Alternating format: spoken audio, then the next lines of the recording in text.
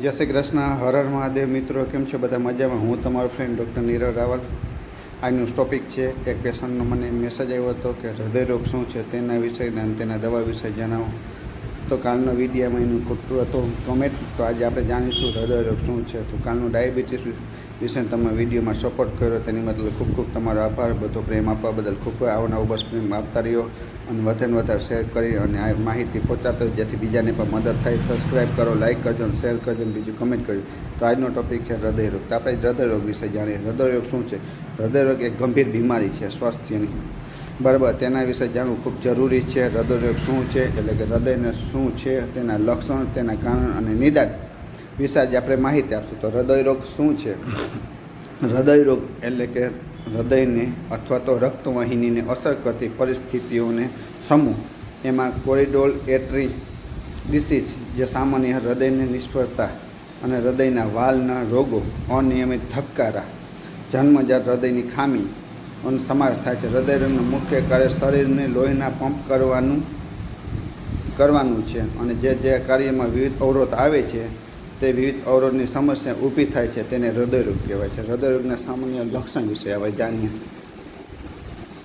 હૃદયરોગના સામાન્ય લક્ષણ ગંભીર આધારિત રાખેલ છે. તેના લક્ષણ જાણીએ તો છાતીમાં દુખાવો, છાતીમાં દબાણ, ભારેપણું, સંકોચ, બળતરા, દુખાવો. આ દુખાવો હાથ કરીને દાબે છે. હાથમાં, ગરદનમાં, જડબામાં, પીઠમાં, પેટમાં, ઉપરના ભાગમાં ફેલાયેલ છે. શ્વાસ લેવામાં તકલીફ, શ્વાસ ચડવો, ખાસ કરીને શરીરને શ્રમ કરતી વખતે અથવા તો આરામ કરતી વખતે શ્વાસ લેવામાં તકલીફ પડે, મુશ્કેલી થાય તો પણ હૃદયરોગ કહી શકાય. થાક અને નબળાઈ, સામાન્ય કરતાં વધારે પૂરતો થાક લાગવો, અશક્તિ લાગવું, નબળાઈ લાગવો, સહનશક્તિ ના થાય, એમ થાય કે ઓહો થાકી ગયા છે, બેસી જાય એવો અનુભવ એ પણ થાય છે.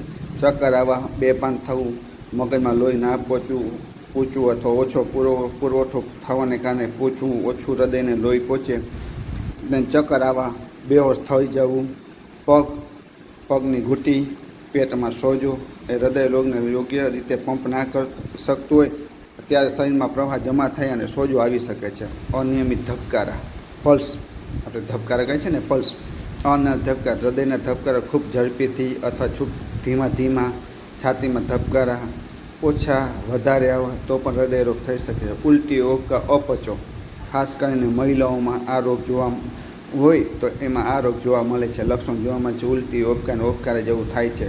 ઠંડો પરસેવો, અચાનક ઠંડો શરીર થઈ જવું હૃદયના સંકેત બતાવે છે. આ તો હૃદયરોગ છે. અને તેના મુખ્ય કારણો વિશે જાણીએ તો ઊંચું blood pressure, high blood pressure, hypertension કહી શકીએ છે. બીપી, બરાબર છે. બીપી હોવા તો પણ આ થઈ શકે છે. લાંબા સમય સુધી બ્લડ પ્રેશર ઊભું રહેવાથી ધમનીને નુકસાન થાય છે. ધમની એટલે હૃદયના ભાગને આમ પમ્પિંગ કરે છે અને ધમની એ હૃદયરોગ ઉપર ભાર મૂકે છે, એના હિસાબે થાય છે. ઉચ્ચ કોલેસ્ટ્રોલ શરીર અંદર, કોલેસ્ટ્રોલ એટલે કે ચરબી, બરાબર. આપણી શુદ્ધ ભાષામાં કહીએ તો ચરબી. ઉચ્ચ કોલેસ્ટ્રોલ, કોલેસ્ટ્રોલ બે પ્રકારનો, ખરાબ અને સારું કોલેસ્ટ્રોલ, બરાબર છે. ખરાબ કોલેસ્ટ્રોલનું વધારવાથી રક્તવાહિની, દાખલા તરીકે રક્તની નસો, લોહીની નસો, બરાબર છે, એમાં ચરબીયુક્ત પદાર્થ જામી જવો, બરાબર છે. તેના હિસાબે ધમની એટલે કે નસો સંકોચાઈ જાય, સાંકડી પડી જાય છે. એના હિસાબે હૃદયરોગ થાય છે. એટેક આવવાના શક્યતા રહે છે. લોહીનો પ્રવાહમાં અવરોધ થાય છે.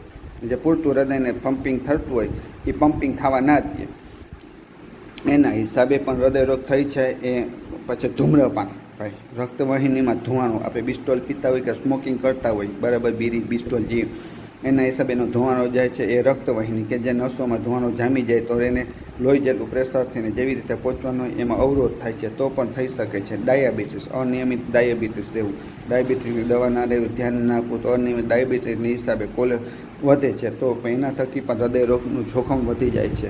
સ્થૂળતા અને વજન વધારે, બરાબર. હાઇપરટેન્શન, બ્લડ પ્રેશર, કોલેસ્ટ્રોલ, ડાયાબિટીસનું જોખમ વધારીને હૃદયને નુકસાન પહોંચાડે છે, બરાબર છે.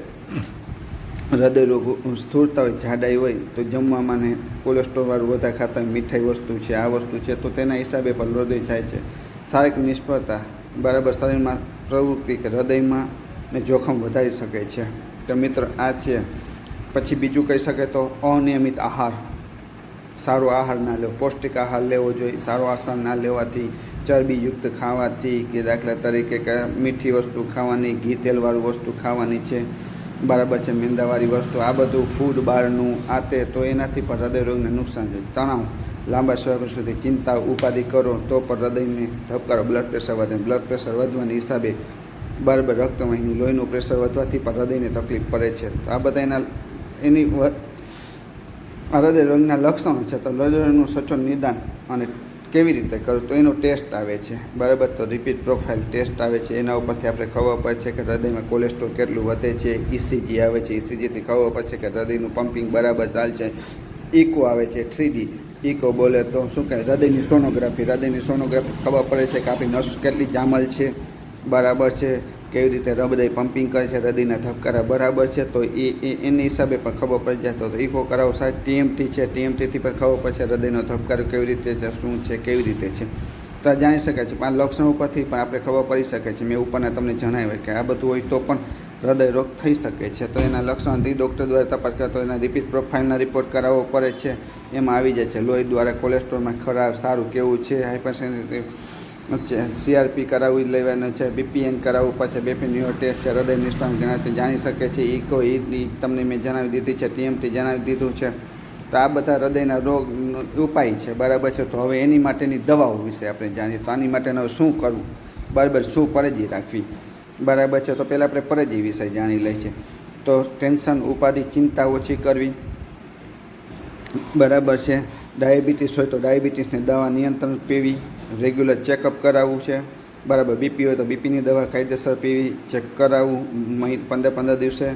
તો એના હિસાબે આપણે ખબર પડી જાય છે. તમને શ્વાસ ચડવો, છાતીમાં ગભરામણ થવું છે, ખંભાનો ભાગ ડાબી સાઈડનો દુખવો, વાસાનો ભાગ દુખવો, છાતીમાં બળતરા થાય છે, પેટમાં સોજો આવી જાય છે, અનિંદર આવે છે, ચક્કર જેવું આવે છે, બરાબર છે. તો સીધા ડૉક્ટરનો સંપર્ક કરવો કે આપણે હૃદયનું હોય છે, હૃદયનું કરી શકે છે. અને ખાસ કરીને પૂરતો આહાર, લીલોતરી તમારે વધારે ખવાય, બરાબર છે. આખા કઠોળ ખાવાનું, બરાબર છે. ચીકાશવાળી વસ્તુ નહીં ખાવાની, બરાબર છે. તો એ બધી પરેજી તમે થોડીક રાખો, લીલોતરી ખાઓ, હાલવાનું રાખો, બરાબર, નિયમિત રીતે. તો એનાથી રાહત થાય છે. તો હવે આપણે દવા વિશે જાણી લઈએ.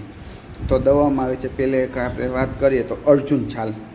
હૃદય માટેની બેસ્ટમાં બેસ્ટ દવા કહીએ તો અર્જુન છાલ, જે રક્તવાહિનીમાં જઈ રક્તને શુદ્ધ કરે છે, હાઇપરટેન્શનને કંટ્રોલ કરે છે અને કોલેસ્ટ્રોલને પણ કંટ્રોલ કરી અને હૃદયને સરખું લોહી પહોંચાડવા માટેની બેસ્ટમાં બેસ્ટ દવા હોય તો અર્જુનની છાલ, બરાબર. અર્જુન છાલ આવે છે. અર્જુન છાલનો પાવડર કરી 1 ચમચી સવારે, 1 ચમચી સાંજે દૂધ સાથે પીવાથી, પણ દૂધ એવું કે મલાઈ વગરનું, અથવા ગરમ પાણી સાથે પી શકો, અથવા ગોળ સાથે પણ તમે લઈ શકો. ગોળના પાણી સાથે લેવાથી પણ અર્જુન છાલ લેવાની, બરાબર છે. જો ડાયાબિટીસ તમને ના હોય તો અર્જુન છાલને મધ સાથે પણ લઈ શકો. 1 ચમચી અર્જુન છાલ, 1 ચમચી બેને મિક્સ કરી અને સવાર સાંજ લેવાથી કોલેસ્ટ્રોલ, હાઇપરટેન્શન, બીપી અને લોહી ના પહોંચવાની રક્તવાહિનીઓને શુદ્ધ કરી અને હૃદયને લોહી પહોંચાડે છે.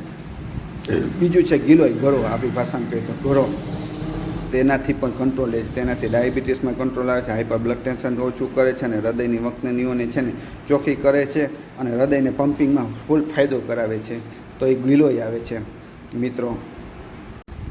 પછી આવે છે લસણ. ભાઈ, લસણ પર કોલેસ્ટ્રોલ માટેની બેસ્ટમાં બેસ્ટ દવા છે, હૃદય માટેની. એક કરી સવારના પોરમાં મોટા લસણની ખાવાથી હૃદયને શું કહેવાય, લોહી સરખું પહોંચાડે છે, હૃદયમાં જામેલું કોલેસ્ટ્રોલને નાબૂદ કરે છે, બરાબર છે. સારું કોલેસ્ટ્રોલને ફાયદો કરે છે, ખરાબ